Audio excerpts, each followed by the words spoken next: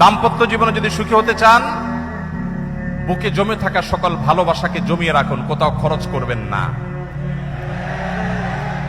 রাস্তাঘাটে, পার্কে, ক্লাসরুমে, অজায়গায় কুজায়গায় ভালোবাসা সব খরচ করে বিয়ের পরে যখন ভালোবাসা বিনিময় করার দরকার হবে তখন দেখবেন পুঁজিতে টান পড়েছে, তখন দেখবেন পুঁজি আর পাওয়া যাচ্ছে না। ঠিক ঠিক না বলে হারাম রিলেশনকে না বলতে শিখুন। সৎসাহস আছে তো ইনশাআল্লাহ? কোন কোন যুবক হারাম রিলেশন থেকে বেরিয়ে আসার প্রতিজ্ঞা করবেন? হাত তুলে দেখানোর সৎসাহস আছে? তার মানে সবারই হারাম রিলেশন আছে অলমোস্ট। আল্লাহ তাআলা আমাদের সবার যৌবনকে সকল কালিমা থেকে হেফাজতে রাখার তৌফিক দান করুন। ইসলাম বিবাহ বহির্ভূত সম্পর্ককে হারাম করেছে। ইসলাম কেন বিবাহ বহির্ভূত সম্পর্কে হারাম করেছে সেটা আল্লাহ তাআলা ভালো জানেন। তবে আমরা এটুকু কথা বলতে পারি যে এর চাইতে আধুনিক হওয়ার কোনো সুযোগ আপনার নাই।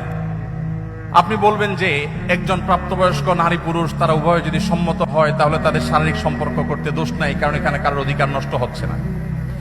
এরকম কথা আমরা অনেককে বলতে শুনি। আমি তাদের উদ্দেশ্যে বিনীতভাবে বলতে চাই, আপনি বিবাহের আগে কারোর সাথে কোনো রিলেশন করলেন, কোনো সম্পর্ক করলেন বিবাহ ছাড়া, আপনার জীবনে পরবর্তীতে যদি অন্য কারোর সাথে বিয়ে শাদী হয়, এই যে যার সাথে আপনি শারীরিক সম্পর্ক করলেন বা মানসিক সম্পর্ক করলেন বা কোনো ধরনের সম্পর্ক আপনি তার সাথে স্থাপন করলেন, এই যে আপনার আদান প্রদান, এই যে আপনি ভালোবাসা তার সাথে বিনিময় করলেন, পরবর্তীতে আপনার জীবনে যিনি ফিরে আসবেন এটা কি তার প্রতি এক ধরনের অবিচার না? আমি কি বোঝাতে পেরেছি? আমি কি বোঝাতে পেরেছি?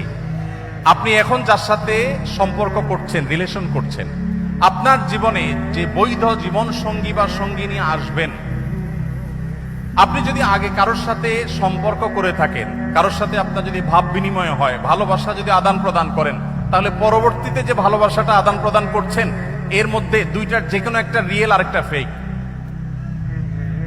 হয় আপনার স্ত্রীকে আপনি অনেক বেশি ভালোবাসছেন আর আগেরগুলো সব আপনার ভুল ছিল, আর না হলে আগেরটা আপনার সঠিক ছিল, এটা ভুল। নিশ্চয়ই কোন দুটার একটা নাকি?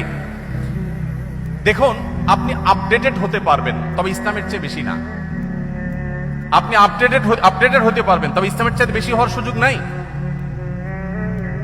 আপনি বিবাহ বহির্ভূত সম্পর্ককে বৈধ করার জন্য বলেন যে সম্মতি আছে কিনা, সম্মতি থাকলে দুইটাকে আপনি বৈধ মনে করছেন। আর আপনার চরিত্রকে, আপনার যে জীবন সঙ্গী আসবে, জীবন সঙ্গিনী আসবে, তার জন্য সংরক্ষণ করে রাখার কথা ইসলাম বলে। আপনি নিজেকে সেভ করে রাখবেন, নিয়ন্ত্রণ করবেন, কন্ট্রোল করবেন, ওই সেই বৈধ ভালোবাসা যার সাথে হবে তাকে সব উজাড় করে দেওয়ার জন্য।